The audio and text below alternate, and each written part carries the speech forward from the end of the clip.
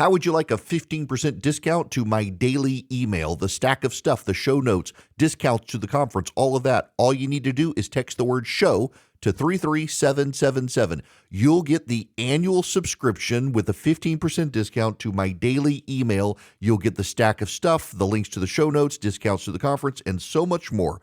All you have to do is text the word show, SHOW, to 33777. Text show to 33777.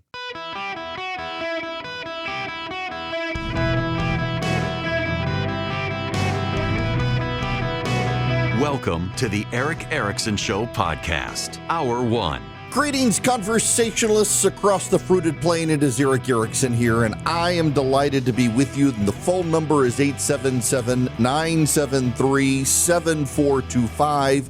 Should you wish to be on the program, let's get straight into the Democratic racism.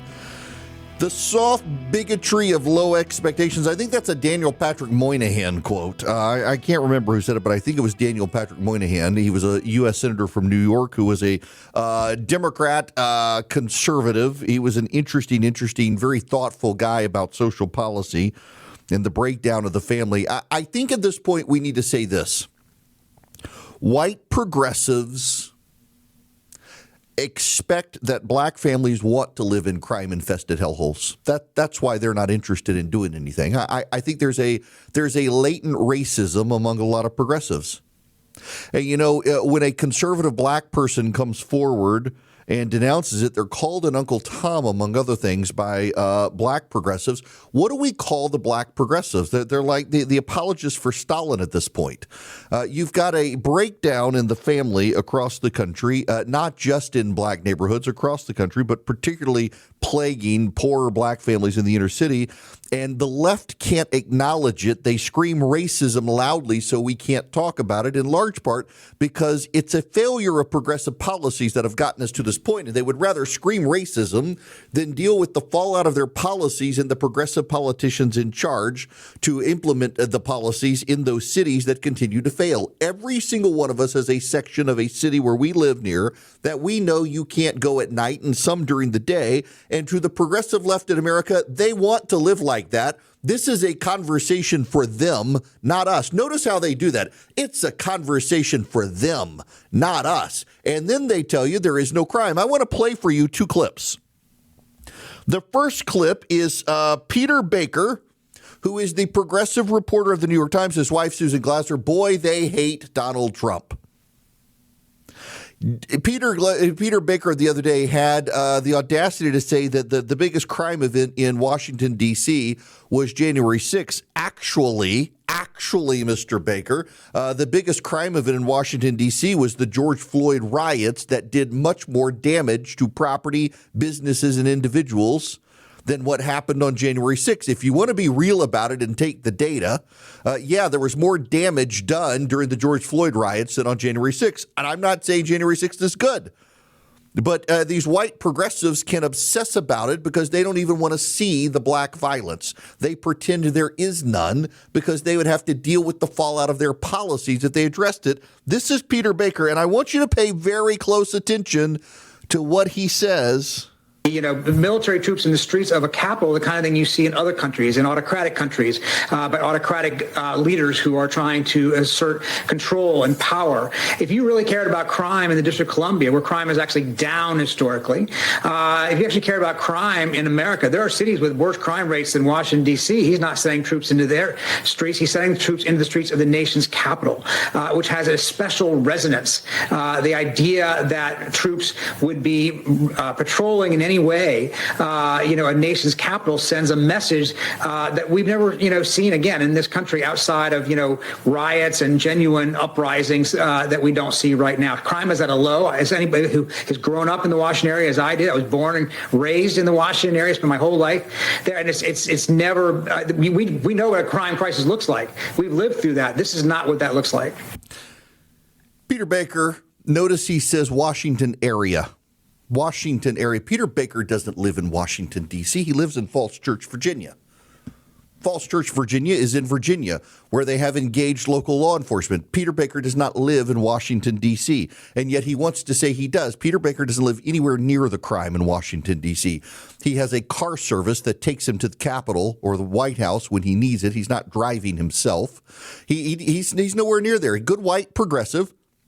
And notice he also tries to use the optics of the Washington, D.C. You do understand that the president is sending the troops and taking over the police in Washington because it's a federal territory. It's under the control of the federal government, not actually a state. So Peter Baker wants to make it a big negative deal. It's actually literally the only place in the country the president can do what he's doing, and he's doing it as an example to show what happens when you get serious about cracking down on crime.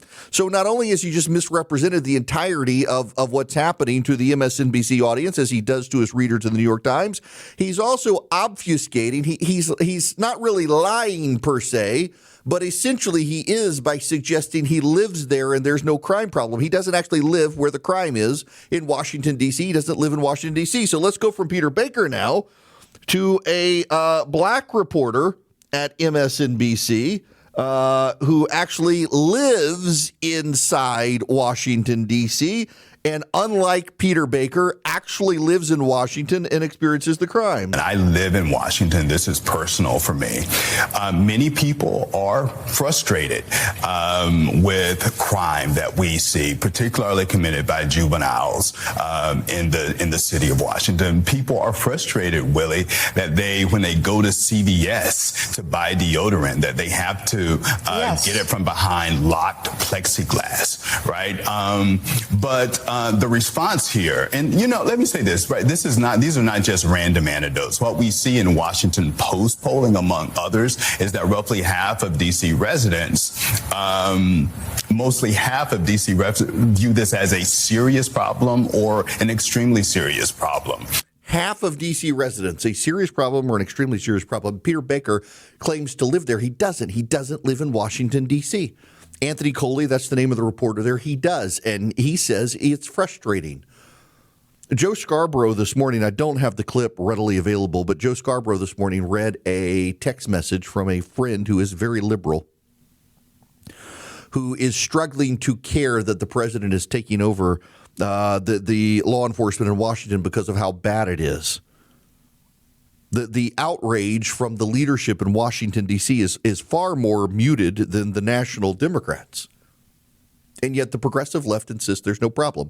Because if the progressive left realized, recognized, or admitted there was a problem, they'd have to account for how it was their policies that caused it. You don't want to know how their policies caused it? Well, the D.C. City Council has passed a series of laws that have escalated the violence. Who are the leading causes of violence in D.C.? It's actually youths. It's 15 and 16-year-olds. Why? Well, Janine Pirro went on Fox News this morning and explained it. Gotcha.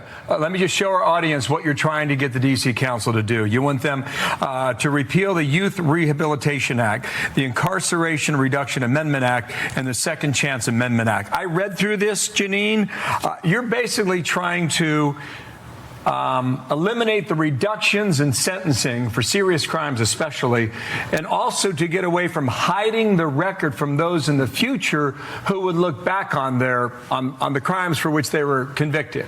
Yeah. Do I have that right? And if I do, totally how would that change crime in Washington? Well, what it would do is it would make people accountable, number one, and we're also looking to lower the age of criminals. What's happening is even if you shoot someone with a gun, you go to family court where the purpose is rehabilitation. You get to go to an ice cream social and you get to go to yoga classes. That's nonsense, and that's not what we need in the nation's capital, and that's not why the president put me here. The president wants to make the Capitol safe and beautiful, and that's exactly what we're going to do.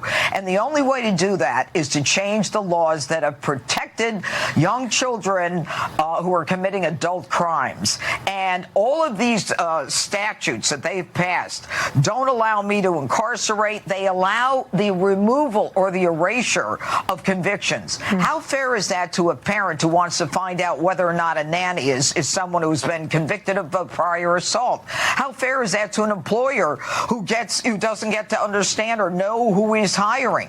Everything about the D.C. Council and the laws that they've passed cast are liberal, they're defense-leaning, and they're not in favor of the citizens of D.C. And that's what President Trump is fighting, and that's what we're going to change. Can I just say one thing? I was never really a fan of Judge Jeanine on Fox News. She always seemed to be playing a caricature. My gosh, she is with it and together here. She clearly knows her stuff. She is right where she needs to be in history. She really is. I mean, she knows the data. She knows the understanding. This is her background. This is her wheelhouse. People looked at her as a talking head on Fox News and like, who is this lady? This is actually, she was a judge. She knows what she's doing. She's the perfect fit for this job. What do you if an Uncle Tom is a black person who is conservative and supports Republicans, what do you call the black politicians who support the white progressives who have overseen and been complicit in destroying their cities? What do you call them?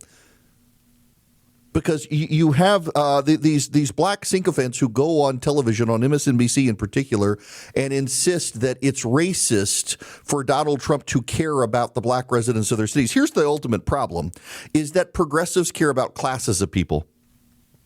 So progressives care about the BIPOC people. They care about the African-American community. They don't care about the black family. They care about the people of color. They don't care about the particular black family living in Anacostia serenaded by bullets at night. They care about the native Hawaiian and Pacific Islanders, but they don't care about the Hawaiian native who's moved to Oakland, California and fears for his daughter's life at night. They care about the Asian American community, but they don't care about the Asian American shop owner in Chinatown who's regularly shoplifted from. They don't care about the individuals. They care about the classes of people. And according to the left, they've been indoctrinated in critical theory. Classes of people are victims of white people. So if you're a victim of a black person, you're not really a victim. And that's how polluted critical thinking has broken the brain to these people. You notice how the right has moved on from talking about critical theory, but it is so woven into the thinking of people on the left that they can't understand that a black family does not choose to live in a crime-infested hellhole. That's the decision of the progressive politicians who allowed it to happen. And they want better for themselves and their children. And it is real racism among the good white progressives of America to think that black people choose to live like this. And that they don't say it publicly, but you and I know damn well that people like Peter Baker, who doesn't see the crime and insists the crime isn't bad, he's not going to go through the southeast side of Washington, D.C. and deal with it and try to figure out what the problem is. Instead, he's going to say, well, I mean, they obviously want to live there. Why is Donald Trump doing something? And by the way, I have to say, while I'm throwing everything at them, I do need to point out that last night in Georgetown in Washington, D.C., the FBI went on parade, a show of force in Georgetown. Friends, the president intends to crack down on crime in Washington. It would behoove the FBI to go to the southeast part of Washington. There's not a crime wave in Georgetown. The carjackings are far from Georgetown. The murders are far from Georgetown. That's where the good white progressives live, so they don't have to see the crime. Go where the crime is. The mayor of Kansas City, Missouri, was on CNN. Listen to this nonsense. Black women mayors have been the subject of lots of attacks. I think Karen Bass, from really the moment President Trump came to office in L.A., is someone who's had to deal with that back and forth.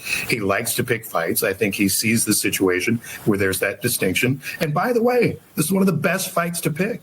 Because what I have to sit in front of you and say is, yes, there are homicides in my city. Yes, there is crime, but we don't think the same prescription of help is necessary.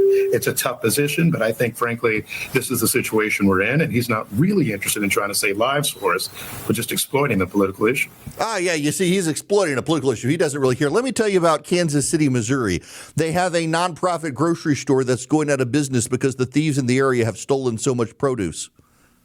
It was a for-profit enterprise, but the area was so crime-ridden, the grocery store was going to close, and the closest grocery store is 2 to 3 miles away. So the city took it over and turned it into a nonprofit. It's in one of the most crime-infested parts of Kansas City, Missouri, and they can't keep the store open because of all the shoplifting from the nonprofit grocery store. So it's going out of business. The people are going to be hungry because of the progressive politicians who claim Donald Trump's not trying to help when they're clearly not trying to help.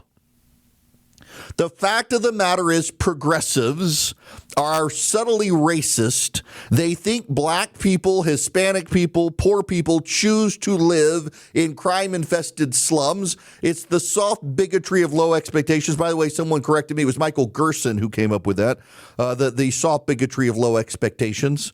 And they have low expectations, the left does, for these people to elevate themselves out of poverty and elevate themselves out of crime-infested neighborhoods. And when Donald Trump comes along and cries that we should have better lives for these people and they should live in safety, what does the left do? They scream racism. Why? Because it's the only thing they know they can do so they can avoid making eye contact with the problems their policies and their politicians created.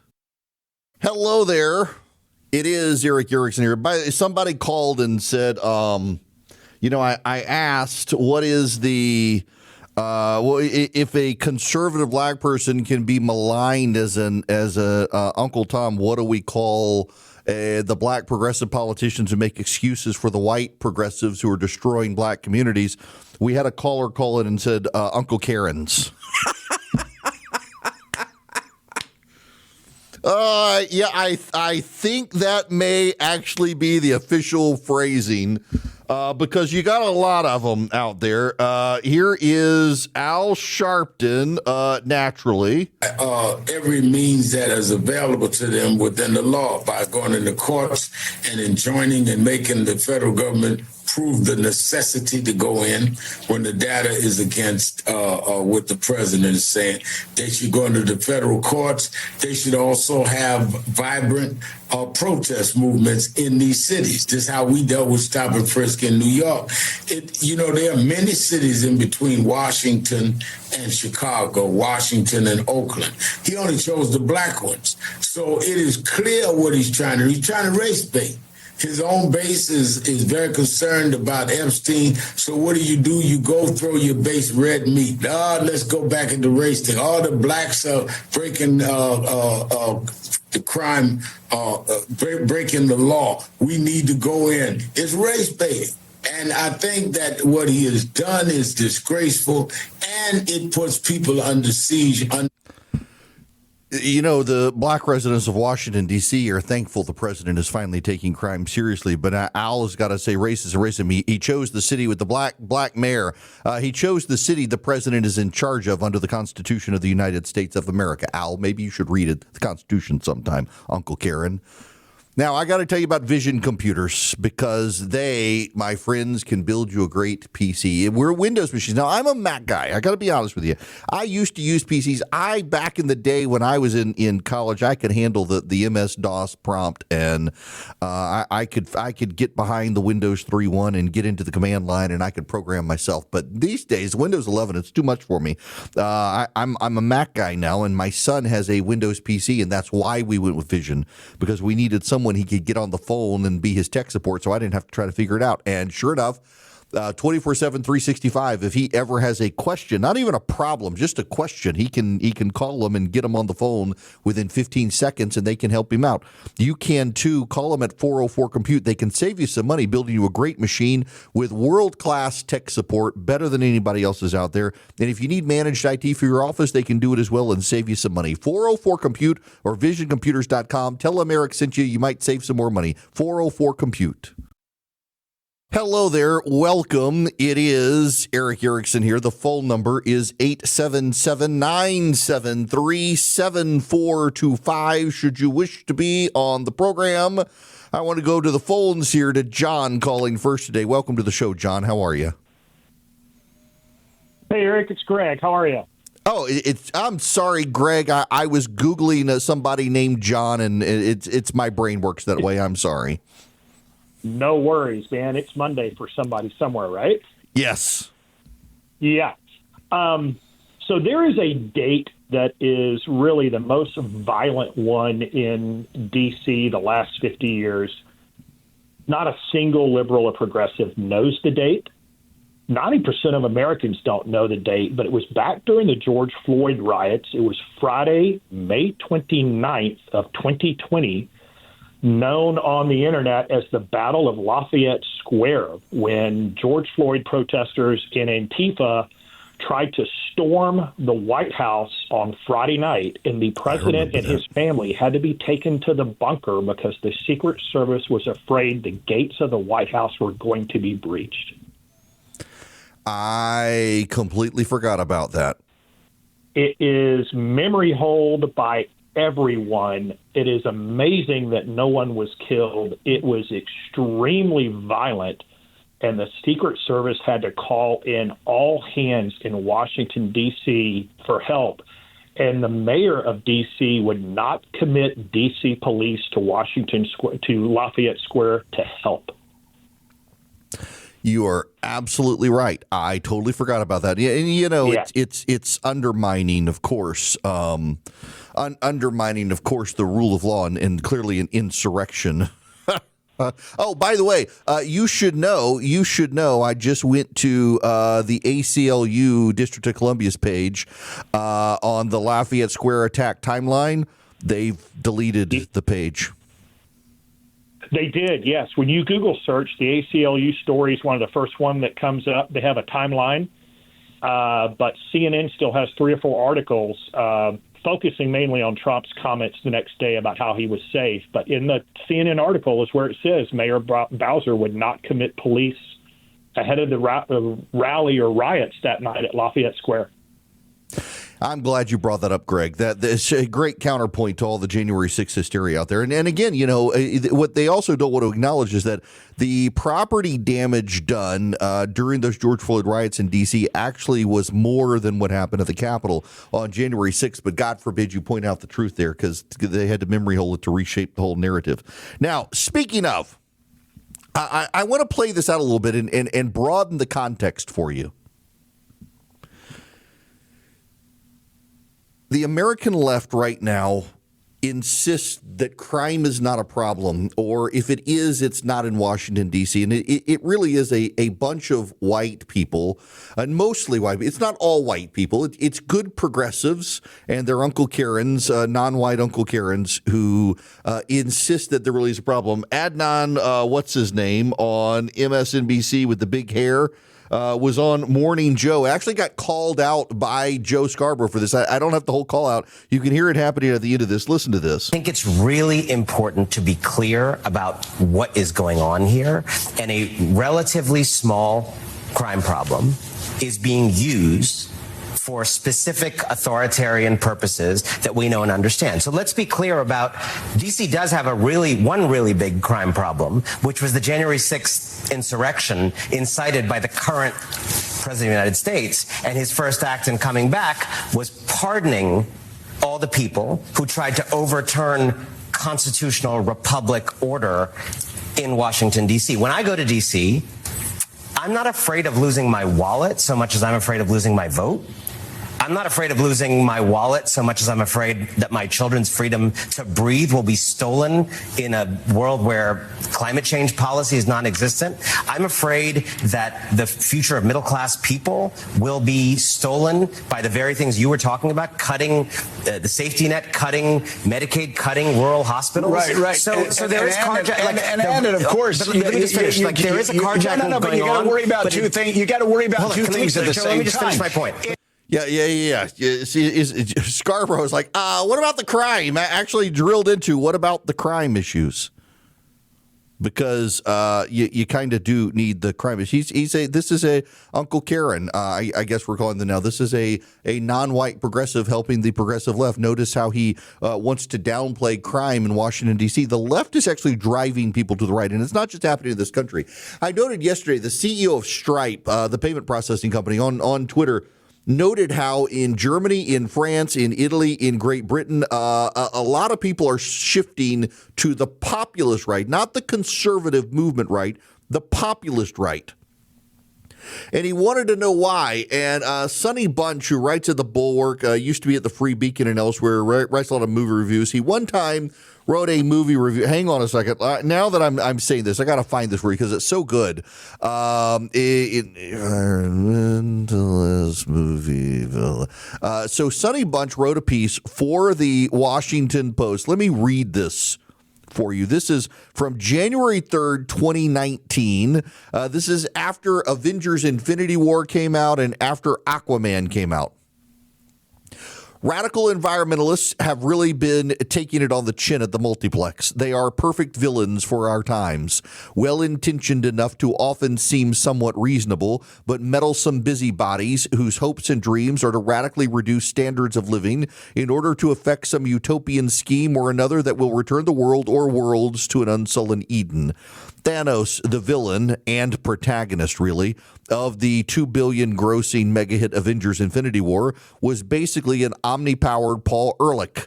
Whereas the comic book version of Thanos sought to kill half the universe in order to prove his love for an anthropomorphized death, the film version was driven insane by his home planet self-immolation after a series of resource wars. Determined to eliminate suffering over food and land, over clean water and clean air, Thanos used the Infinity Gauntlet not to create abundance of each, but to kill half of all living things. Again, the Ehrlichian in its madness. The author of The Population Bomb argued for years that the planet is overpopulated and that famines would wipe out a significant portion of humanity. It could still happen, I suppose. Global warming could inspire an interstellar-style blight. The skies could go dry. But frustratingly for the doomsayers, life on Earth keeps getting better despite the overpopulation our precious blue orb continues to shoulder. Aquaman is the surprise hit of the winter, racking up more than $800 million worldwide so far. And while Jason Momoa's brotastic turn as Arthur Curry is earning deserved plaudits from male and female audiences alike, it's Patrick Wilson's King Orm who caught my eye. Orm hopes to unite the underwater clans of Atlantis in order to create an unstoppable army that will destroy life on the planet's land masses. But Orm's no madman. His genocidal war is not the result of personal trauma or ideological insanity. It is rather a version of self-defense. The surface dwellers dump their trash into the water, strangling the sea life. The surface dwellers spew their smoke into the skies, choking the oceans with particulates. The surface dwellers hunt to extinction the ocean's animals, depriving the Atlanteans of conveyances. Humanity must die, so Atlantis must live. There's also, of course, Kingsman, the Secret Service, where tech guru named Valentine, played by Samuel L. Jackson, is so disgusted with humanity's excesses and so riled by the excretions of the masses that he engineered a plot to kill all of us. In a horrible manner, he invented a device that would cause man to turn against man, mother against child, sister against brother, with bare hands ripping each other apart. In doing so, the planet could be cleansed. Environmentalists make a useful villain because their malevolence can be obscured by a patina of reasonableness. Yes. Now, let's take Sonny Bunch, who actually, he linked back to that piece to highlight this piece on the rise of the populist in Europe. Listen to this. Marine Le Pen, the far-right leader in France, declared she would deploy a major air conditioning equipment plan around the country if her nationalist party eventually came to power. Marine Tondelier, the head of France's Green Party, scoffed at Ms. Le Pen's idea and instead suggested solutions to warming temperatures that included greening cities and making buildings more energy efficient. An opinion essay in Le Figaro, a conservative newspaper, defended air conditioning because making our fellow citizens sweat limits learning, reduces working hours, and clogs up hospitals. Liberation, a left-wing daily, countered such arguments, writing that the technology was an environmental aberration that must be overcome because it blows hot air onto streets and guzzles up precious energy. Is air conditioning a far-right thing? One talk show asked provocatively, reflecting how divisive the issue has become. Literally, people in France are dying in a heat wave, and the French left are opposed to air conditioning. There's literally a campaign in France on air conditioning. And actually, you know what the mainstream media in France does? The overwhelming establishment media in France is left. They actually are they're claiming there's such a thing as, what is it? It's like temperature imbalance. They actually claim that if your inside air is more than 15 degrees cooler than the outside air, when you go outside, your body can go into shock and you can die. I wish I was making this up. It sounds so stupid. There are mainstream articles in the French press and claims by French scientists and environmentalists that it's temperature shock. That's what it is, temperature shock. that if you are inside a building, and again, I know it sounds wild, but these are scientists, environmentalists, and media outlets in France who are opposed to air conditioning in the name of saving the planet from global warming. They argue in mainstream publications, scientists argue that if you're in a building that is 15 degrees colder than the outside and you go outside, your body will experience temperature shock and you will die. Mainstream scientists in France are arguing over this. It's not true. You know it's not true. How is it uniquely a French thing? In this country, I keep it 68 degrees in my house at night, and I go outside and it's in the 80s or 90s, and I don't fall over dead, and none of you do either. But in France, apparently, they really are arguing in newspapers that if your body goes from the 15-degree temperature difference to the outside, you fall over dead. This is wild. So in France, they don't want you to have air conditioners. In this country, they don't want you to have air conditioners either. They want the power companies to be able to control your air conditioner to raise it up during the summer so that there's no strain on the power grid. They don't want you to have a gas-fueled car, and if you do have one, it's got to be turned off at the stoplight with the auto stop-start feature, which Lee Zeldin got away killed with much controversy from the left. They're shifting people to the right, and now let's do crime. Washington, D.C. is in the midst of a crime wave that is less than it was in 2023, but higher than it was 40 years ago. Notice they stop at 30. Let's go to 40. It turns out the crime is higher now than it was 40, 50 years ago. They're like, there's no crime there. We don't see it. We live in the Washington area. They just don't live in Washington, D.C. And those who do, they live on the northwest side of Washington where the vice president lives and the president lives and the ambassadors live, and it's heavily secure. So there's not a lot of crime. They're like, there's no crime in Washington, D.C. I live inside the city in the one section of the city where there is no crime. And so then they trot out their Uncle Karens, the black apologists for the progressive whites. And they're like, of course, Donald Trump's doing this because he's racist, not because he wants to keep people safe. Is it any wonder black and Hispanic voters are moving to the right? Because the right wants their families to be safe. And again, part of the problem here is that, conservatives and people on the right, we don't like groups, but we love individuals. We love our neighbor.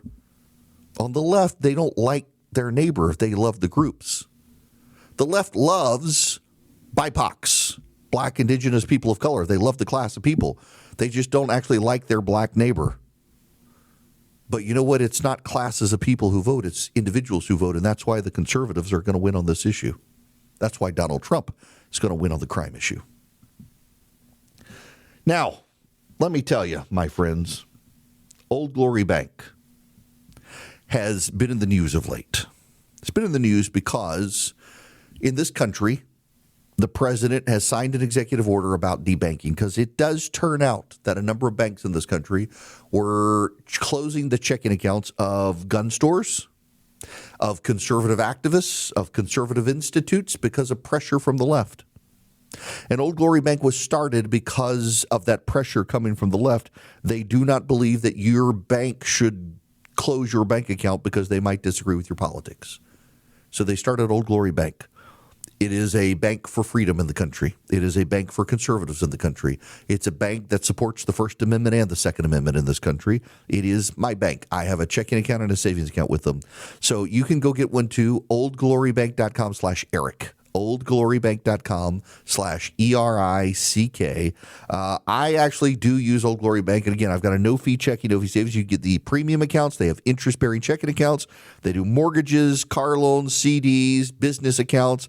I've sent several businesses their way because they were gun operators and other banks closed their accounts because they're gun operators. Old Glory Bank took care of them. They'll take care of you. oldglorybank.com/Eric. Member FDIC, equal housing lender. Terms and conditions apply. The President of the United States is doing something awfully smart. He and Customs and Border are stepping up enforcement of the Uyghur Forced Labor Prevention Act. There is a law passed by Congress that prohibits the importation of goods that have been made by slave labor in China. And a lot of solar panels in this country turn out to be, made by slave labor in China.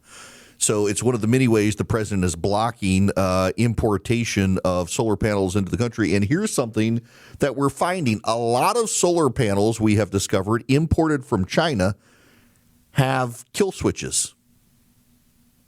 So the Chinese can remotely turn off the solar panels. If there's ever a war with the United States, the Chinese can stop our solar panels from producing energy even in broad daylight and kill our power grid. Not only are they made with slave labor, they have kill switches. So the president and customs are blocking these panels now from coming into the United States, which it's wild that they were allowed to come in the first place. Thanks, Joe Biden. Thanks, Joe Biden. So good for the president for doing this. We got to take China seriously. We got to take Russia seriously as well. There was a hack of the federal court system, and we now know the Russians were responsible for the hack, just as the president goes to Alaska to deal with Vladimir Putin. There are real concerns. I talked to a Republican in the Senate yesterday. Sorry, I've been traveling a lot this week, and my days are confused. But so I was talking to a Republican member of the Senate yesterday who is a little bit apprehensive, and he's a big Trump supporter, but he's a little bit apprehensive that for some reason Donald Trump treats Putin with kid gloves. And he doesn't actually think it's Trump is in the pocket of the Russians. He thinks that there are people in the White House who are convinced that we can make the Russians our friends. And this particular senator is like, we have tried this for years. People badly misunderstand the Russians. They think the Russians want to be partners with the West. They very much do not want to be partners with the West. They believe partnership with the West means enslaving the Russians. They want to be their own thing. They want to be their own superpower. They want to be back to the Soviets, and we should treat them accordingly. And he's a little bit concerned that there are voices in the White House whispering in the president's ear, trying to convince the president that we can be kissy-face with the Russians when that's not going to happen. And by the way, I think this particular senator is right. That is the history. And most people who study Russia outside this hardcore fringe on the right recognize the Russians do not want to be partners with the West. They believe the West are their enemies. And they're allying with the Chinese, not because they want to be partners with the Chinese, because they think the Chinese are their enemy too. The Russians want their own sphere of influence. And the only way to stop the Russians is to beat the Russians. And so we should allow the Ukrainians to beat them. When we come back, we got to switch to two topics. One, if you're in St. Louis, you're going to need to stick around for the next hour because there's a wild story about your school board. But first, what I've been telling you about artificial intelligence, people are now starting to say that it actually isn't all it's cracked up to be. And in many cases, they have vastly overstated whether or not AI is actually intelligent or able to learn.